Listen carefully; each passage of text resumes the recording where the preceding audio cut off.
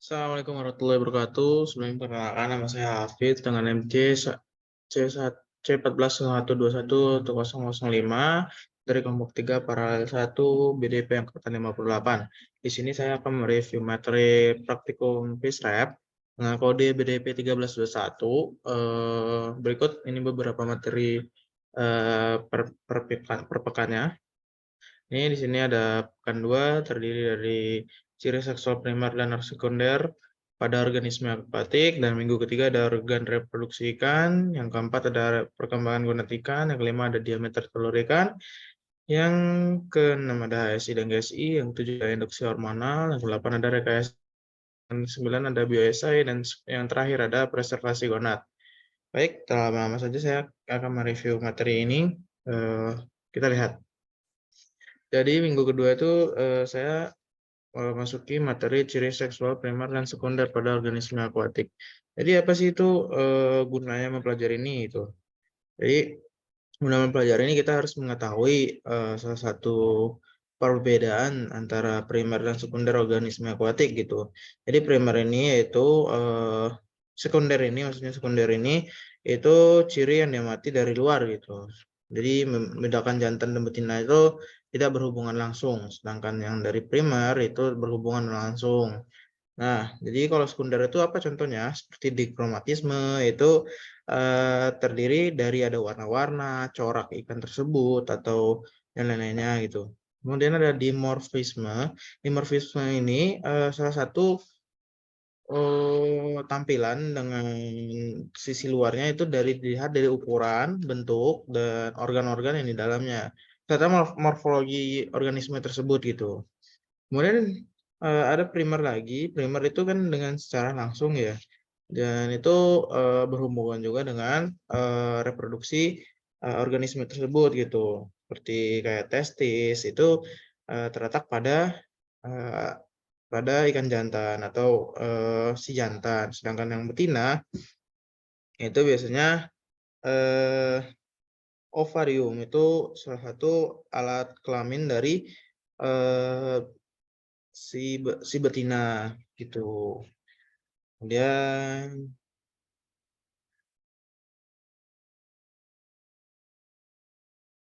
Kemudian hanya itu saja yang saya ketahui dari minggu kedua gitu. Sebenarnya banyak.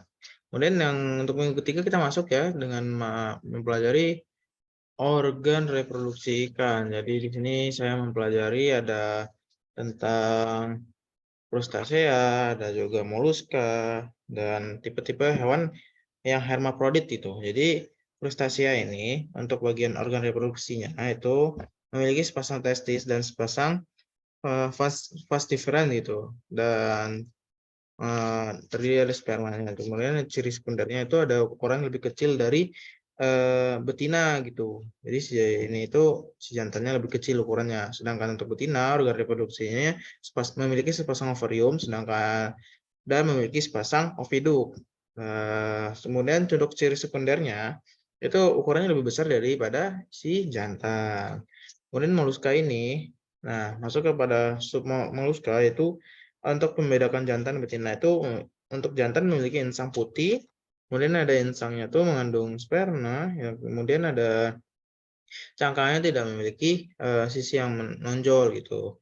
Kemudian untuk betina, ya, itu warnanya insang tersebut warnanya merah, kemudian insang tersebut mengandung telur, kemudian cangkang tersebut memiliki sisi yang menonjol gitu untuk betina. Dan terakhir ada tampak lebih tebal dari cangkang jenis kelamin yang si jantan. Kemudian masuk ke tipe hermafrodit. Jadi hermafrodit ini ada 3 tipe-tipenya, ada sinkroni, ada protandri, dan protagini. Kemudian hermafrodit ini apa sih gitu? Jadi suatu individu memiliki 2 alat kelamin sekaligus bisa menjalankan keduanya, ataupun bisa menjalankan salah satunya dari jantan dan betina. Kalau sinkroni ini itu sel seks jantan yang betina yang mengubah sel seks jantan dan betina itu berjalanan secara langsung. Kemudian kalau misalkan protandri yang awalnya suatu organisme ini kelaminnya jantan, kemudian sekian umurnya bertambah atau usianya menambah, jadi berubah jadi betina. Sedangkan untuk protogini Itu pun kebalikan dari Protandri, dari awalnya betina menjadi mengubah menjadi kelamin jantan gitu. Itu saja untuk dari minggu ketiga. Next, minggu keempat. Minggu 4 itu adalah masuk ke perkembangan gonad. Perkembangan gonad ini kan merupakan suatu organ yang akan memproduksi sperma dan telur, dan organ ini produksinya mestinya menghasilkan sel kelamin atau gamet gitu. Jadi untuk organ reproduksinya itu untuk jantan itu ada testis, sedangkan untuk betina ada ovum. Jadi tujuannya ini itu mengetahui karakteristik pemijahan pada beberapa jenis ikan dan mampu mengetahui waktu yang tepat untuk pemijahan ikan. Jadi bagaimana cara mengetahui perkembangan gonad tersebut gitu? Bisa dilihat dari morfologis ikan tersebut atau organisme tersebut, atau bisa dari melihat dari histologisnya. Jadi morfologis ini berdasarkan hasil dari lapangan atau lapangan dan lab. Kemudian kalau misalkan histologis itu berdasarkan laboratorium atau dengan pewarnaan seperti itu. Kemudian eh, Gimana melihat perkembangan gonad tersebut? Bisa dilihat dari tingkat kematangan gonad. Jadi tingkat kematangan gonad ini salah satu tahapan-tahapan perkembangan gonad sebelum dan sesudah mija. TKG ini biasanya singkatnya TKG. TKG ini biasanya tiap ikan tuh berbeda-beda, biasanya ada yang 1-5, ada yang 1-4, macam-macam gitu. Semakin tingginya kematangan gonad tersebut, maka semakin tinggi juga yang namanya GSI atau namanya gonadosomatik induk pada ikan. Terus eh, untuk minggu keempat reviewnya sampai di situ teman-teman. Lanjut ke minggu 5. Minggu 5 masuk ke diameter telur ikan. Jadi diameter telur ikan ini dapat dihitung dengan cara pengukuran atau dengan cara mengukur panjang satu telur yang diukur dengan mikrometer. Jadi ini tuh bisa diukur dengan berskala yang sudah ditera. Jadi garis tengah telur ini salah satu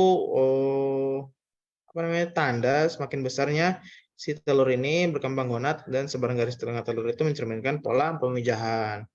Metode ini bisa dilakukan dengan cara mengoleksikan seluruh gonad dalam pertikan, kemudian contoh telurnya itu sampelnya itu diambil dan diamati oleh dengan mikroskop.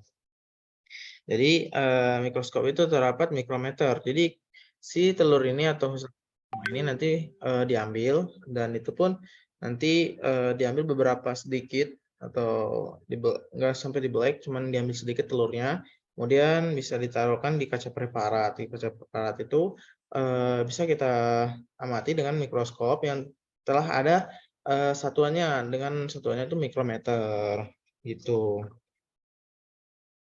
Nah, di sini tuh bisa dilakukan pengawetan ya seperti itu dengan larutan Gilson namanya. Kemudian metode ini pemeliharaannya ini bisa terdiri 4, itu ada metode jumlah, ada metode volumetrik, ada metode gravimetrik, dan metode Van Baer. Kemudian fekunditas ini masuk semua telur yang dikeluarkan dari pada waktu pemijahan. Ya, mungkin segitu review dari minggu 5 diameter telur ikan ini masuk ke minggu ke-6, yaitu HSI dan GSI. HSI dan GSI itu apa gitu?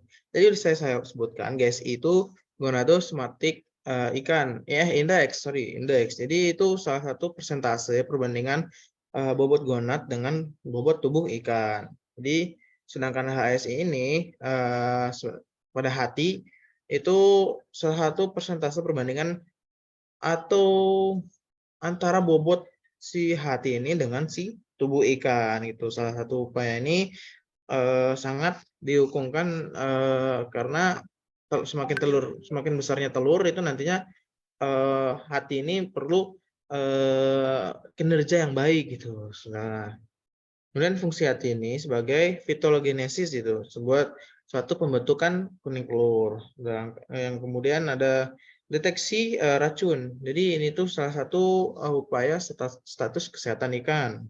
Kemudian ada dekomposisi metabolisme, salah satu upaya untuk sebagai sumber cadangan energi untuk bergerak nantinya. Kemudian Gonad tuh apa sih gitu? Gonad tuh organ yang dengan bentuknya umum, memanjang dan berpasangan. Jadi letaknya tuh biasanya memanjang lateral gitu dan di rongga abdominal dan tergantung dinding punggung si organisme ini dan biasanya dikelilingi dengan peritoneum gitu. Faktor yang mempengaruhi dari GSI dan HS ini yaitu terdiri dari 3, yang pertama lingkungan, nutrisi, dan status dari si individu organisme tersebut. Jadi siklus reproduksi GSI ini biasanya kalau seandainya nilai GSI ini kurang dari 20%, itu biasanya ikan tersebut atau organisme tersebut mijab sepanjang tahun. Sedangkan untuk misalkan GSI lebih dari 20%, itu mijahnya dalam keadaan 1 tahun atau per musim. Nah, kemudian next masuk ke review minggu ke-7. Ada induksi hormonal. Jadi induksi hormonal ini berguna. Jadi bahan hormon ini terbuat dari bahan kimia yang bisa dihasilkan kepada jaringan khususnya itu ntar disekresikan ke dalam darah yang membuat si ini itu organ targetnya itu tercapai gitu. Jadi induksi hormonal ini hormonnya itu biasanya ada 2, ada FSH dan LH. FSH ini follicle stimulating hormone dan yang kedua itu yang FSH ini biasanya digunakan pewarnaan kuning telur. Yang kedua biasanya LH luteinizing hormone. Jadi itu biasanya mengharamkan ovulasi. Nah, itu biasanya dikendalikan dari hipotalamus, pituitary, dan si gonad. Manfaat induksi hormonal ini biasanya memperoleh gamet di luar musim pemijahan. Yang kedua, biasanya dapat memperoleh gamet lebih dini. Yang ketiga, dapat mengefisiensikan produksi dengan jangka berkala atau meningkatkan suatu budidaya, suatu produksi ikan nantinya. Jadi metode induksi hormonal ini terdiri di 3, biasanya bisa jadi oral itu menggunakan pakan yang diletakkan pada hormon, kemudian bisa perendaman, dilakukan rendaman benih. Yang ketiga dilakukan penyuntikan inilah yang umum dilakukan untuk pada orang-orang budidaya biasanya. Nah, penyuntikan ini dilakukan ke pembuluh vena, otot, rongga perut, dan biasanya di otak. Terus apa lagi? Hormon ini, oh ya biasanya hormon yang untuk ini biasanya dilakukan untuk Ovafrim dan OODF. Ovafrim ini biasanya untuk mempercepat pemijahan. Dan kemudian yang Ovafrim ini fungsinya sebagai pematangan telur dengan secara matang gitu. Kemudian OODF ini biasanya digunakan untuk proses maturasi, dan yang kedua rematurasi. Next, oh ya sebelum next, ini ada satu lagi yang namanya hipofisa, yaitu suatu kelenjar endokrin yang terletak di bawah otak. Jadi dalam selatursika gitu, ciri-cirinya warna putih dan beratnya 2-3 mg. Jadi perannya ini sebagai pembesar pada kelenjar endokrin. Tujuannya itu merangsang pemijahan. Jadi itu. Kemudian next. Minggu 8 ada rekayasa kelamin. Rekayasa kelamin ini biasanya dilakukan untuk mengalihan kelamin gitu. Jadi ikan ini bisa dirubah kelaminnya dengan cara beberapa pemeliharaan gitu. Kemudian teknik pemilihan ini salah satu rekayasa genetik dengan menghasilkan benih yang unggul, jadi diperoleh dari induksinya si ikan, dan induknya tersebut dapat meningkatkan produktivitas budidaya. Kemudian dilakukannya dengan cara apa? Bisa dilakukan dengan cara ginogenesis. Itu salah satu perkembangan embrio dikendalikan oleh inti telur gitu. Jadi tujuannya individu sifat ini yang sama dengan induk betina. Sedangkan syarat ini ginogenesis bisa dilakukan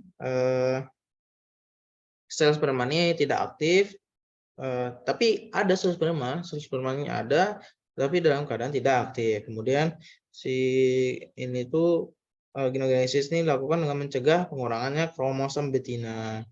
Kemudian di sini rekayasa kelamin bisa dilakukan androgenesis. Jadi salah satu perkembangan embrio di telur. Jadi inaktivasinya tuh dengan cara radiasi sinar Y, jadi gamma gitu. Kemudian bisa mencegah keluarnya kromosom, dapat mencegah lepasnya kromosom tersebut. Kemudian yang ketiga, dapat kromosom tersebut pada fase phase crystallized, ya gitu bahasanya. Kemudian yang ketiga bisa dilakukan dengan poliploidisasi gitu. Poliploidisasi ini salah satu terbentuknya individu poliploid yang lebih dari 2 set kromosom. Tujuannya ini masukkan lebih 2 set kromosom ya tujuannya. Kemudian yang keempat biasanya dilakukan yaitu seks reversal. Nah, ini seks reversal yang umum digunakan pada ikan nila atau ikan lainnya. Jadi seks reversal ini membalikan suatu perkembangan kelamin dari jantan atau betina atau dari betina menjadi jantan yang secara berlawanan gitu. Nah, manfaat ini dapat mempertumbuhkan cepat pemijahan, kemudian dapat melakukan salah satu teknik ras ikan gitu. Nah, di sini bisa dilakukan dengan cara kontrol diferensiasi seksnya. Jadi dengan memberikan hormon hormon steroid kurang lebih 40 hari, kemudian ikan ini dilakukan seleksi reversal mengalami perubahan kelamin pada secara permanen gitu. Jadi tidak bisa berubah seakan-akan setelah dipel dan dia akan kembali lagi merubah, itu tidak bisa dilakukan. Kemudian lanjut ke bioesai. Bioesai itu merupakan salah satu uji hayati yang dilakukan dengan maksud ini mengetahui suatu toksitas ya bahan pencemar terhadap suatu organisme akuatik. Jadi uji bioesai atau ELISA ini enzim linked immunosorbat assay. Jadi ini salah satu teknik biokimia banyak digunakan imunologi. Jadi salah satu mendeteksi antibodi atau antigen pada suatu sampel.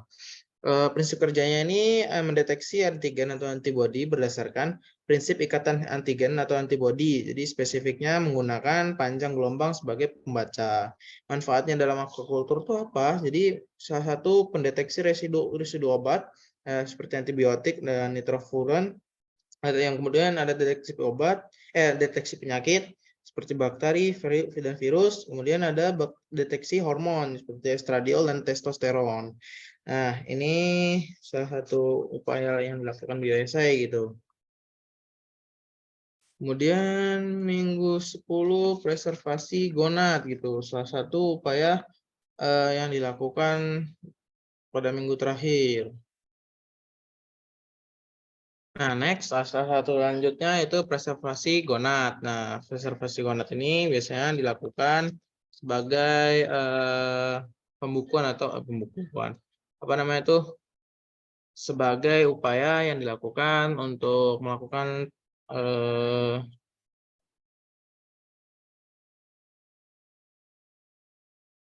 nah, ya, preservasi gonad ini salah satu metode yang dilakukan untuk reproduksi yang berasal dari induk dan akan disimpan sebagai kebutuhan nantinya. Jadi ini untuk penyimpanan apa namanya itu sel sperma biasanya dilakukan pada ikan jantan gitu. Nah, preservasi ini itu berfungsi memudahkan suatu pemurnian gitu. Ini menciptakan benih sepanjang tahun. Nah, preservasi gonad ini menggunakan bahan pengencer dan itu salah satu bahannya itu untuk menghambat aktivitas sel gitu. Nah, di sini dilakukan sebagai mengurangi kerapatan gonad dan itu meliputi bahan yang tidak mengandung racun. Nah, itu biasanya dilakukan preservasi gonad ini dengan menjaga, memelihara dan menyeimbangi spesies yang mempertahankan keutuhan genetiknya gitu. Nah, jadi metode ini yang dilakukan itu dengan membentuk suatu pembekuan. Jadi dilakukan dengan suhu dingin, menjaga struktur sel tersebut dengan kondisi yang hidup. Jadi biasanya dengan teknik kriopreservasi, jadi terbagi dua. Jadi ada yang dapat dilakukan dengan tradisional dan secara kristal itu. Jadi itu aja teman-teman, sedikit review beberapa beberapa materi praktikum FISREP. Mungkin saja nanti saya liputi. Oke, berikut ini daftar pustaka saya, salah satu acuan, presentasi kelompok ini presentasi, reviewnya ini, review praktikum. Nah, ini juga ada ya. Terima kasih teman-teman yang udah mendengarkan dan terima kasih juga kalau saya ada kesalahan atau ada, salah kata mohon dimaafkan. Saya akhiri, assalamualaikum warahmatullahi wabarakatuh.